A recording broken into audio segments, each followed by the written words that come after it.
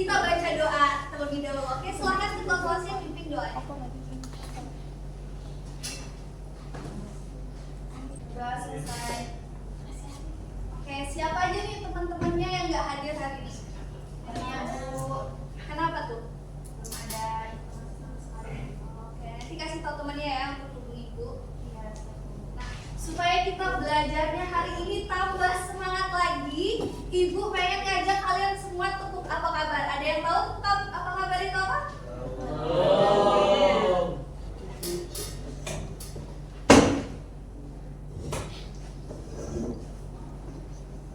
Nah, bagi yang nggak hafal bisa lihat di depan. Jadi nanti kalau misalnya ibu bilang tepuk apa kabar, kalian tepuk 3 kali, lalu bilang baik-baik, sehat-sehat seperti itu ya. Nah, dan untuk di bagian terakhir, yang bagian ceria, ibu pengen kalian semua tangannya ke atas, paham? Paham. Kok nggak semangat? Paham? Paham. Bagus, kita mulai ya. 1, 2, 3. Musuh banget ini, kita ulang 1 kali lagi ya, biar pada semangat, oke? Oke, harus semangat, paham? Oke, tepuk apa kabar? Baik-baik, sehat-sehat, cerdas-cerdas, ceria. Nah, sebelum kita masuk ke materi kita nih, ibu pengen tanya dulu, ada yang masih ingat nggak materi kita minggu lalu? Masih Apa? ancaman data dan informasi. Iya, benar sekali. Ada yang bisa sebutin salah satu contohnya apa?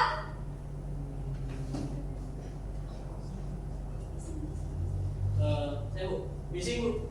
Oke, bagus sekali ya. Jadi minggu lalu kita itu belajar tentang ancaman keamanan di dunia maya, dan salah satu contohnya yaitu phishing, yaitu penipuan online yang menyamar sebagai situs resmi, misalnya seperti bank yang mencuri data pribadi kita, misalnya password, lalu kemudian apa lagi?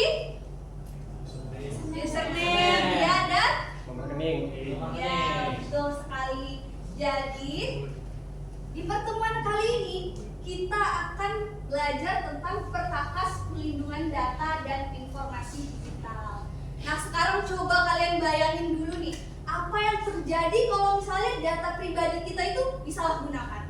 Misalnya nih, akun media sosial kita nih dibajak, terus disalahgunakan untuk nipu orang lain. Lalu kemudian misalnya foto pribadi kita ini disebar, gimana perasaan kalian? Sedih. Ya, terus apa lagi? Takut. Ya, benar sekali. Makanya pada pertemuan kali ini kita belajar tentang perkakas pelindungan data dan informasi supaya kita tercegah dari ancaman-ancaman seperti itu.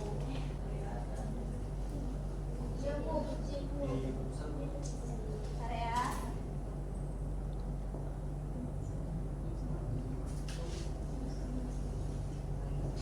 Nah, dengan meningkatnya kejahatan di dunia maya, penting bagi kita untuk mengenali dan menggunakan perkakas yang dapat membantu melindungi data dan informasi pribadi saat menggunakan teknologi dan internet. Nah, ini ada beberapa perkakas utama nih yang digunakan dalam menjaga keamanan data digital. Ada enkripsi, lalu kemudian apa lagi? Antivirus, lalu Aplikasi percaya. ya. Autentikasi. Oke, langsung aja. Di sini apa itu enkripsi? Nah, enkripsi ini adalah proses mengubah data menjadi bentuk sandi ciphertext agar tidak bisa dibaca oleh orang yang tidak berhak. Jadi data tersebut ini hanya bisa dibuka kembali jika dideskripsikan menggunakan kunci khusus. Fungsinya ini adalah untuk menjaga kerahasiaan informasi baik saat dikirim melalui jaringan maupun saat disimpan. Nah, di sini adalah salah satu contoh proses enkripsi ke deskripsi.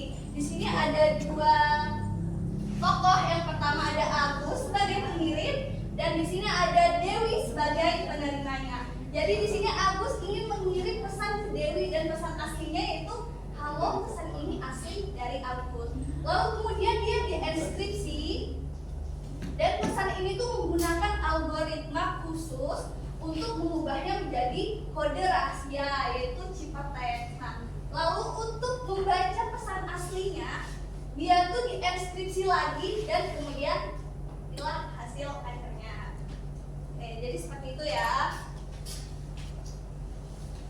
Nah, ini adalah penerapan enskripsi. Enskripsi ini juga digunakan dalam komunikasi online nih, seperti pengiriman pesan melalui WhatsApp, lalu Telegram, terus apa lagi?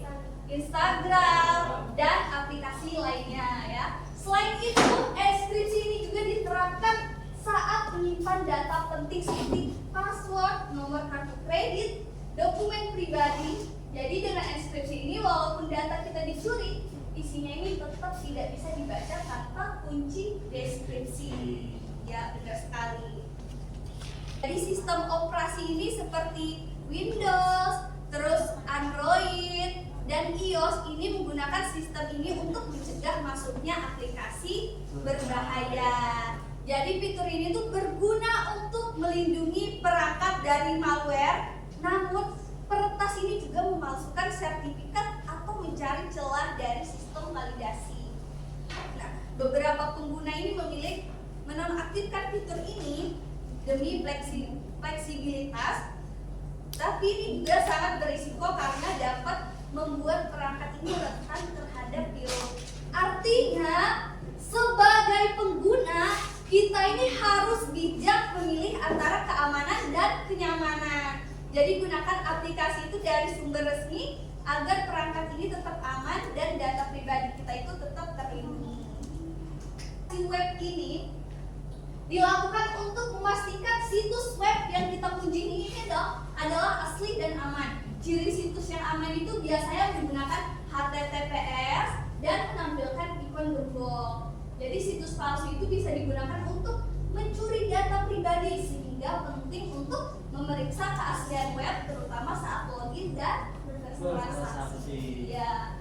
Lalu autentikasi pengguna ini tuh melibatkan verifikasi identitas melalui username, lalu kemudian password. Nah, jika data ini bocor, akun itu tidak bisa disalahgunakan. Akun ini tuh bisa disalahgunakan. Jadi oleh karena itu pengguna ini perlu membuat password yang kuat dan tidak membagikannya ke orang lain.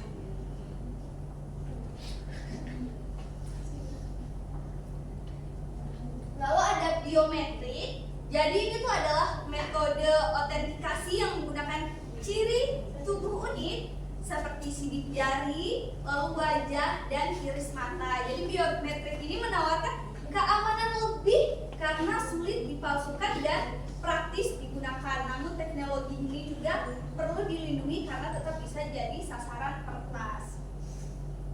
Nah, ada autentikasi multifaktor untuk keamanan tambahan. Ada kategori faktor, lalu contoh multifaktor. Ya, silahkan dibacakan kategori faktor. Kategori faktornya ada sesuatu yang diketahui, contohnya password, PIN, misalnya keamanan. Kemudian ada sesuatu yang melekat pada pengguna, dan contohnya adalah biometrik seperti sidik jari, wajah, suara, retina mata. Kemudian ada sesuatu yang dimiliki, yang contohnya adalah kartu debit atau kredit, token ponsel, atau alat autentikasi. Oke, jadi di sini Ibu ada tugas kelompok nih, dan masing-masing satu kelompoknya itu ada 5 orang. Oke, sekarang kita langsung aja.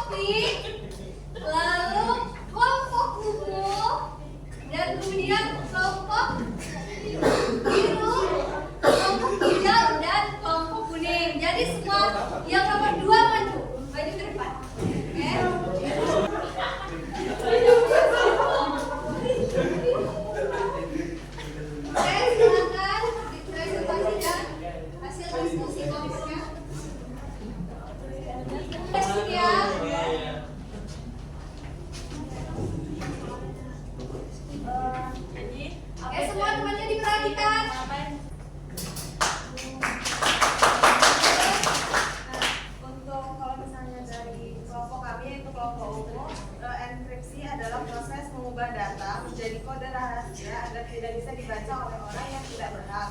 Nah, enkripsi seperti password atau pesan agar tidak dicuri atau disalahgunakan. Enkripsi itu adalah cara menyembunyikan data dari orang lain yang tidak berhak. Kalau data tidak terenkripsi itu bisa disadap oleh hacker. Ini bisa bahaya apalagi untuk data. Wah, penjelasan dari semua kelompok ini sudah bagus ya, terutama saat membandingkan enkripsi ini dengan kunci rahasia. Itu menunjukkan berarti kalian semua paham nih dasar enkripsi. Oke, beri tepuk tangan dulu untuk yang maju. Dan beri tepuk tangan dulu untuk kita semua.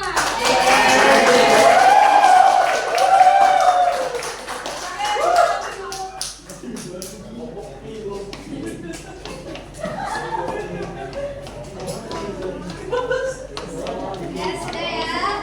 Ini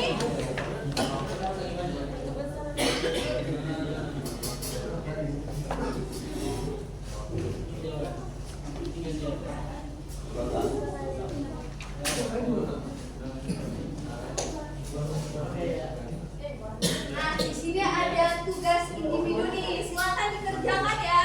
Ibu kasih waktu 10 menit untuk mengerjakan. Ayo semuanya keluarkan HP-nya, kerjakan cepat.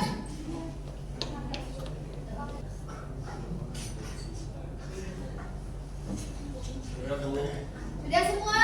Sudah. Oke. Sebelum kita tutup pelajaran kita pada hari ini, ada yang bisa simpulkan nggak? Untuk pelajaran kita hari ini. Oke, silakan. Jadi setelah belajar hari ini, saya jadi paham betapa pentingnya menjaga data dan informasi pribadi di era digital. Ternyata teknologi seperti enkripsi bisa bikin pesan kita lebih aman. Antivirus melindungi dari virus berbahaya dan aplikasi yang terpercaya bisa mencegah pencurian data.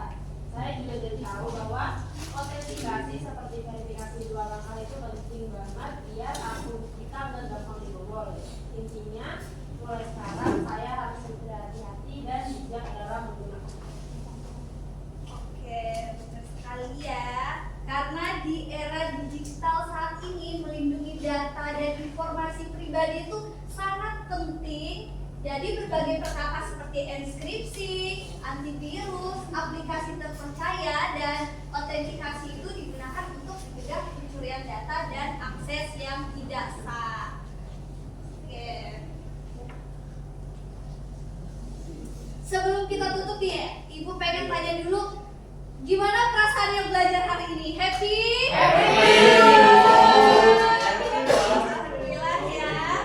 Nah, untuk materi kita minggu depan kita akan belajar tentang etika dan keamanan digital. Nanti materinya Ibu share ya. Tolong kalian pelajari di rumah, paham?